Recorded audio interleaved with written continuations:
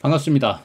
제가 실험계획법을 이번에 또 강의를 오랜만에 해가지고 강의 준비하느라고 제가 한 일주일 정도 준비를 한 것 같습니다. 그 중에 하나 결과물로 나온 게 이제 이론 배치에 대한 프로그램을 좀 짰어요. 제가 미니탭을 이용도 하겠지만 미니탭에서 안 나오는 거라든가 그리고 교과서나 직관적인 걸 좀 가리키기 위해서 프로그램을 좀 짰습니다. 엑셀로. 그래서 여기 데이터, 여기 보시죠.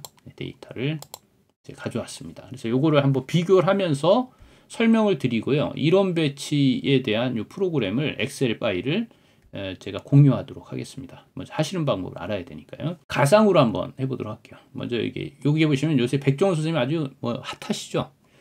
여기 이 튀김옷이 이 빵가루가 몇 도씨에, 그러니까 지금 현재 상황이 몇 점 170도로 끓이는데 이 빵가루가 축축하다는 거예요. 이 바삭해야 되는데.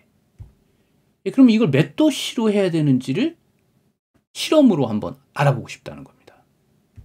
그렇죠? 그러면 이제 실험으로 우리가 하겠죠. 이게 마찬가지죠. 맛이라는 거를 갖다가 바삭한 정도를 5점에서 1점까지 줄 겁니다. 먹어보는 거죠. 바삭한지. 완전히 바삭하다 그러면 5점. 축축하다 그러면 1점. 중간이다 그러면 3점. 뭐 이런 식으로 줘서 하겠다는 겁니다. 자, 그러면 이거를 이제 한번 넣어보도록 할게요. 먼저 제가 테이블을 조금 조정해서 자, 됐습니다. 160도에서 한번 온도를 낮춰가지고요. 만들어 봤습니다. 그랬더니 5점이 나왔어요. 오케이. 그 다음에 등간격으로 165도씨에서 또 하나 만들어 본 거예요. 만들어서 보니까 얘 4점이 나왔어요. 오케이. 자, 그 다음에 현재 온도인 170도에서 또 한번 만들어 봤어요. 만들어 봤더니 얘는 1점이 나온 겁니다. 이게 축축한 거예요. 그러면 여러분들은 요거 사항에서 한번 딱 실험하니까 야, 이거 온도 이렇게 낮추면 되는 거 아니야? 라고 얘기를 합니다. 절대로 그렇게 하시면 안 돼요. 이런 거는 계획적으로 하셔야 되기 때문에 이 토탈 자유도를 따지셔야 되거든요. 토탈 자유도하고 그 다음에 오차 자유도를 따지셔야 됩니다. 그래서 먼저 토탈 자유도가 몇이냐면요. 3에다가 2를 빼니까 2가 돼요. 됐죠? 그리고 얘는 3수준이니까 2가 돼요. 그러면 이 수준, A 수준의 그 자유도가, A의 자유도가 2가 되는 겁니다. 그럼 두 개를 빼게 되면 0이 나오는 거예요. 0이 뭐냐면 오차 자유도예요. 오차 자유도는 몇 가지 가야 되냐면 4 이상이 돼야 돼요. 무조건 4보다 커야 됩니다. 무조건 4보다 커야 되거든요. 이렇게. 그런데 이게 맞지가 않는 거예요. 그럼 어떻게 돼? 실험수를 늘려야 되는 겁니다. 여기서 판단하시면 오류가 생겨요. 이종 오류가 생기는 때문에 한 번 더 시험하는 거예요. 랜덤하게 하셔야 돼요. 현재 온도에서 한번 해봤습니다. 랜덤하게 해서 2가 나와요. 오케이. 그 다음에 160도에서 또 한번 해봤어요. 했더니 얘가 2점이 나옵니다. 3점이 나옵니다. 오케이. 자, 그리고 165도에서 또 해봤어요. 그랬더니 얘가 몇 점이 나오냐면 3점이 나오는 거예요. 자, 되셨죠? 예, 그리고 이걸 또 따져보시는 거예요. 이 실험의 횟수가 맞느냐 보면 얘가 지금 몇 개냐면 토탈이 5개가 돼요. 자유도가. 6개에서 하나 빼시면 돼요. 그 다음에 얘는 3개에서 하나 빼시니까 수준이 3개 수준이잖아요. 160도 하나, 165도 하나, 170도. 등간격으로 하셔야 돼요. 그러니까 얘는 2가 되는 거. 변함이 없어요. 그러면 5에서 1을 빼니까 3이에요. 그러니까 얘를 만족시 못하니까 실험을 또 한 번 하셔야 돼요. 이게 위배되면 안 되는 거예요. 이게 실험이 충분하게 해야지 몇 개 해가지고 어떻게 모수를 추정할 수가 있겠습니까? 돈가스 수없이 팔 거 아니에요. 근데 그거 6번 시험에서 이 미래는 이럴 거야? 아니란 얘기죠. 더 하셔야 돼요. 그래서 또 해보겠습니다. 160도에서 요건 랜덤하게 하셔야 돼요. 자, 160도에서 몇 점이 나왔냐면 2점이 나왔어요. 165도에서 끓여보니까 5점이 나왔습니다. 바삭해요. 170도 현재 굽고 있는 온도죠. 예, 끓여보니까 2점이 나왔어요. 이렇게. 됐죠? 그러면 얘는 가능하겠죠. 얘가 9개고요. 9개에서 8개고요. 자유도는 항상 같은, A의 자유도는 같으니까. 2개 빼니까 6이니까, 이건 충분히 시험을 했구나라는 걸 알 수가 있다는 얘기예요. 그렇죠? 이렇게 돼 있어야 됩니다. 그럼 이거를 가지고 과연 온도별로 바삭한 정도가 바삭함에 따라 가지고 얘가 문제가 있는지 없는지 이제 그거를 찾아내시는 거예요. 그리고 어느 온도가 최적점인지를 찾아내셔서 그쪽으로 온도를 세팅한 다음에 계속 가는 거예요. 네, 그래서 분석에 가시면 여기 데이터에 가서요. 모두 새로 고쳐주셔야 됩니다. 원본하고 동기화를 해주셔야 돼요. 자, 그러면 이제 여기 보시면 334점이 나왔죠. 평균이죠. 여기 1.7점이 평균입니다. 4점이에요. 높아졌죠? 바삭한 정도가. 그러니까 여기가 가장 좋은 걸 알 수가 있어요. 여기는 3점입니다. 여기는 3.3인가요? 네, 3.3 정도 나오죠. 네, 이렇게 나오죠. 네, 그리고 가설 설정을 하는데 요 군간의 산포와 군내의 산포에 서로를 비교하는 거예요. 근데 이거는 이건 뭐죠? 평균값 검정이잖아요. 근데 왜 분산을 이용하죠? 네, 이걸 아셔야 되는 거예요. 이번에 제가 교육하면서 포인트를 여기다가 줬어요. 왜 분산 분석을 이용하는지. 그 다음 신뢰 수준은 꼭 주셔야 돼요. 알파 이꼴 0.1. 왜 알파를 0.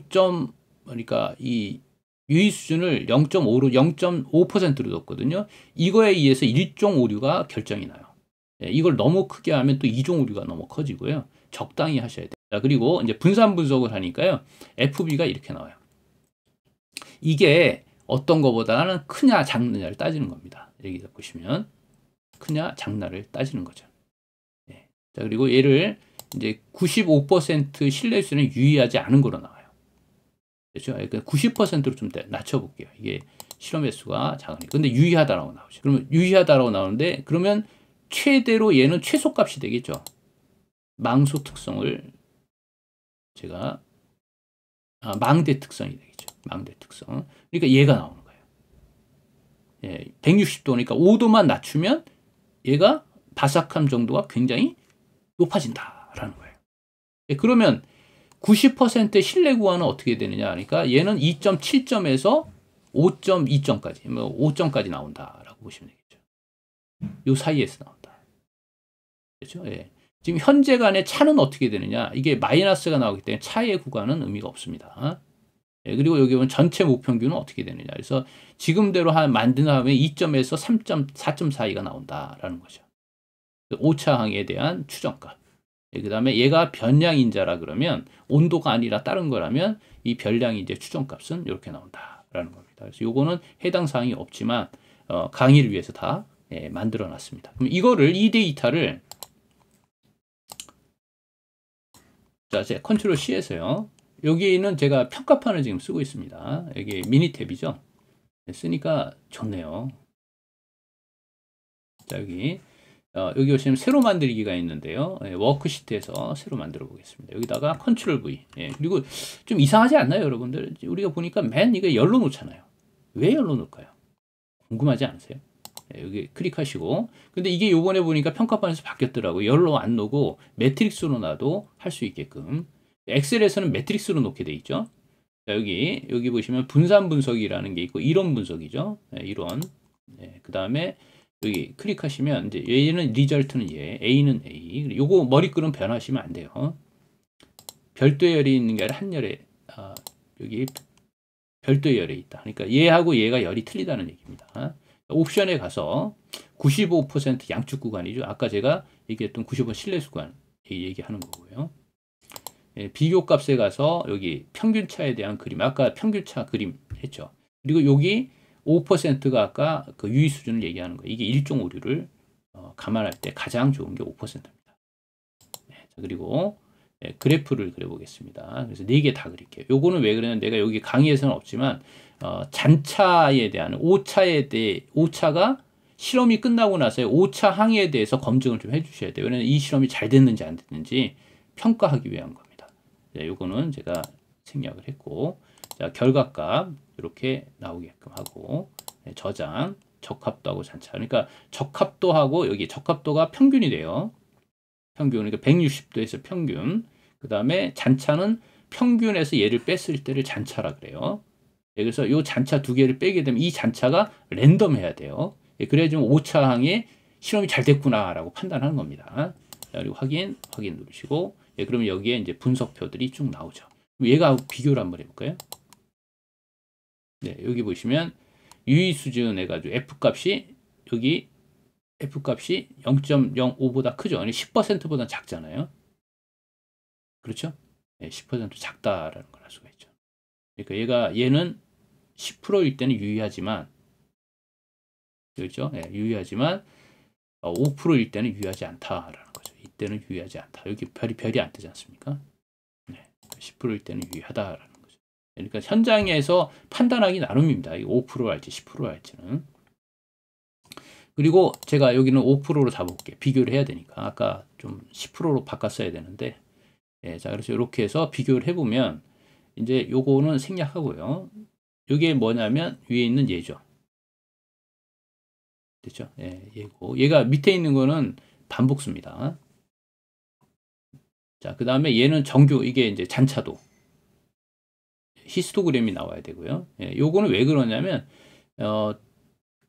잔차가요. 오차항이 뭐를 따라야 되느냐면 정규분포를 따라줘야 돼요. 정규분포를 그 누적을 했게 되면 선이 나오게 돼 있어요. 선이.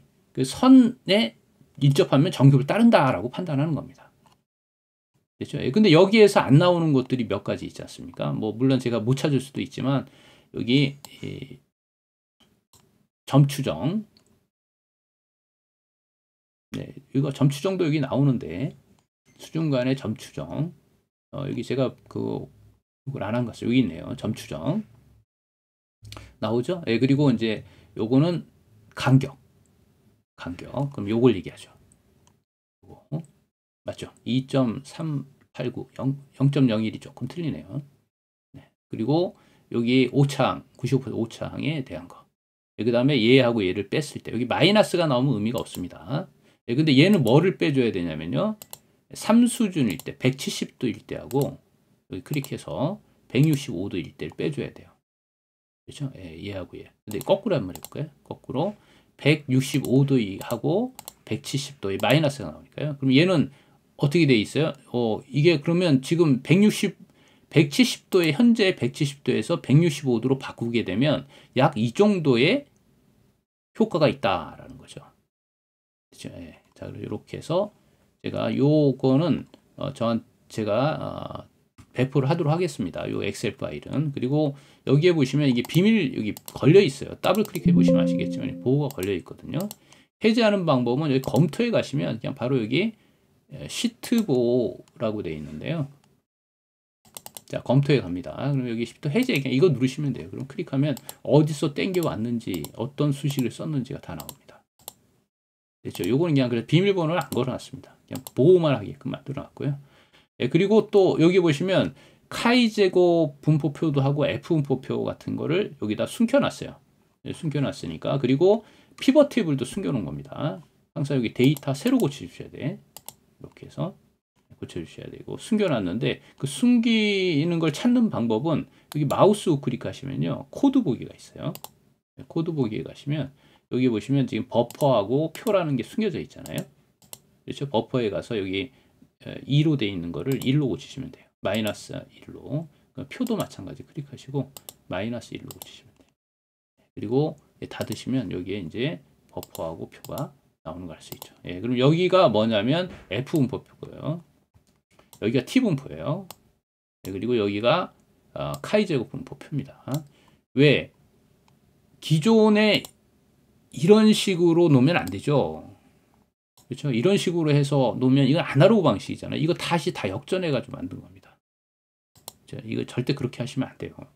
그러니까 이걸 다 데이터베이스화 해 가지고 이렇게 처리를 한 겁니다. 요거는 제가 제 블로그에다 올려 놓을 테니까 URL 걸어 놓겠습니다. 가져가시도록 하고요.